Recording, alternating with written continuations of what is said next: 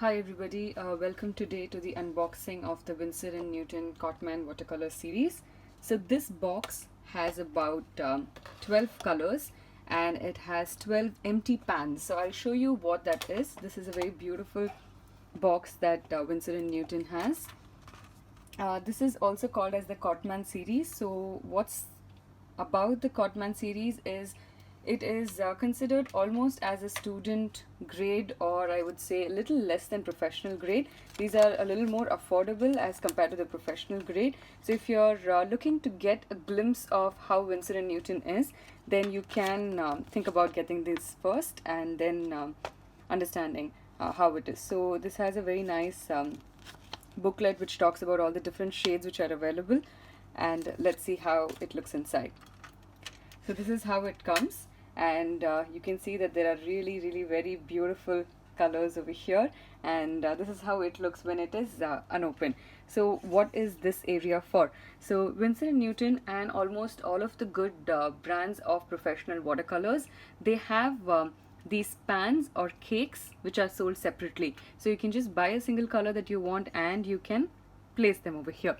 So let's see what we have over here. We have about 12 basic colors, and the name of each is written. Let me just pick out a couple of them and we'll unbox it. So this one over here is their lemon yellow. So let's try and unbox this and see how it looks inside. They have a very lovely packaging. And the best part is it will always be written on the side. So you can see over here that it is written also on this side, so yellow hue. So this is very helpful, especially if you want to buy the same color again. Let's say one pan gets over really soon, so you want to get another new pan. So this makes it very easy for you to buy a new pan. So I'm going to now unbox all of these, and then we'll do a small test to understand how this works. So you'll also have the color code. So this particular box, I picked it up from an online store in India, but in case you're looking for it in your country, it must be pretty easily available. You can either buy it from their official website or also from any of the art supply store which are there. Although this is on the higher range as compared to most of the other brands, but the pigments which are part of it is very good.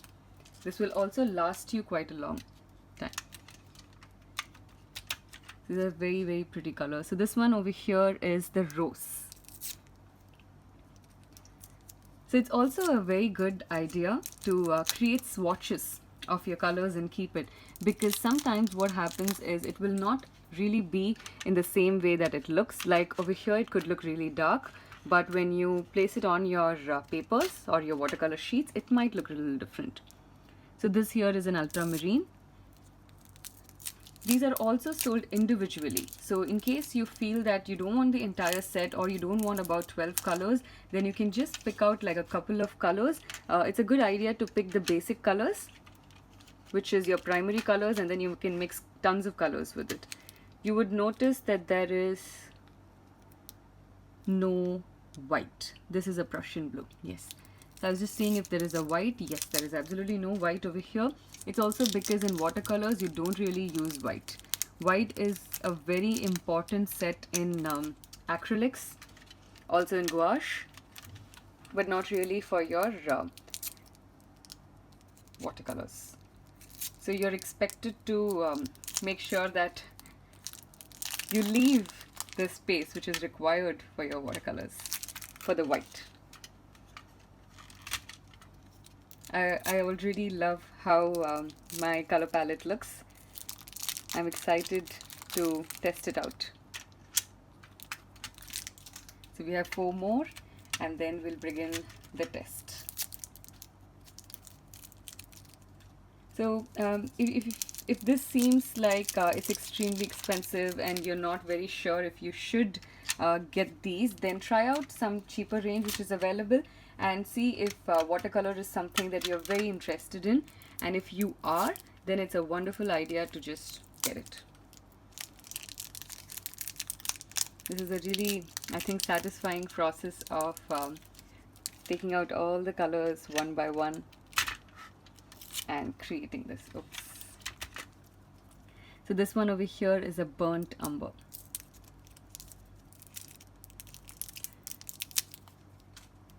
Tubes versus cakes is also a very interesting topic which we'll cover in another video someday. Here's the last one. So I'm quite happy that this tray is empty. It means that I don't have to buy too many different kinds of boxes to place this. I can just pick out some colors which I like. I'll probably not pick the professional series and put them over here. I'll probably pick a Cotman series and put them over here. Alright, so it's now time to try it out. Let's test out these colors and try the swatches. So I've got over here a cold press sheet. This is from Canson. It's about 300 GSM. It's quite nice. I really like these papers. It's quite affordable and it's also pretty easy to work with them. So I'm going to try first this lemon yellow.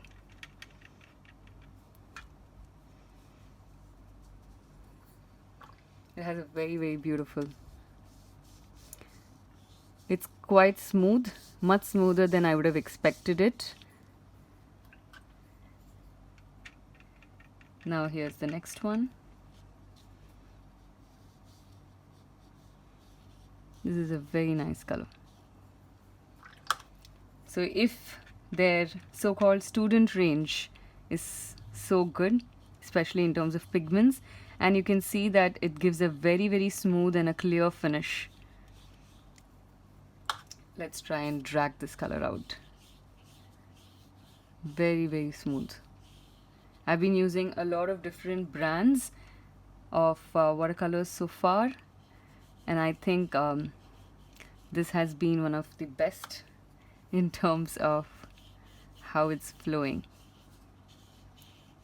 Very, very beautiful, smooth. Also, I think it's because it's a very brand new set. So let's see how it reacts in a couple of days when it's been closed, or when we open it after a while. Does it crack? I'm guessing it will not, because this is one of the best brands which is out there. So in the blue, I'm trying to do like 2 layers to see how this turns out. It's quite nice. Very, very beautiful, smooth finish. Can you notice how this color looks so dark over here, but when we put it on the sheet of paper, it's completely different. So this is something that you have to, that's why swatches help a lot. So this helps to understand how your color would react. I'm using the same amount of water in almost all of the swatches that I'm creating, but you can see how each one reacts very differently. This is a very nice sap green. Such a beautiful color. So I'm also creating swatches of different styles for you to understand how the swatches that were developed from these 12 colors. And what I felt was it's extremely smooth. It has not had any kind of coarse texture. There is absolutely no grain which would otherwise be there, but I'm quite happy. Although this particular color, this yellow ochre over here, this cake does look like it's cracked, but the sample that I created out of it, it looks really nice. So it's a very good idea to create sample sheets like this of your swatches, because a lot of colors look very different on your cakes as compared to the ones that will come on your sheet. So sheet to sheet also sometimes it will differ. So here are the beautiful colors from this palette, which I'm quite happy about. So hopefully this video helps you guys to make your decision, and it was enjoyable to watch the entire process of creating these swatches. Thank you.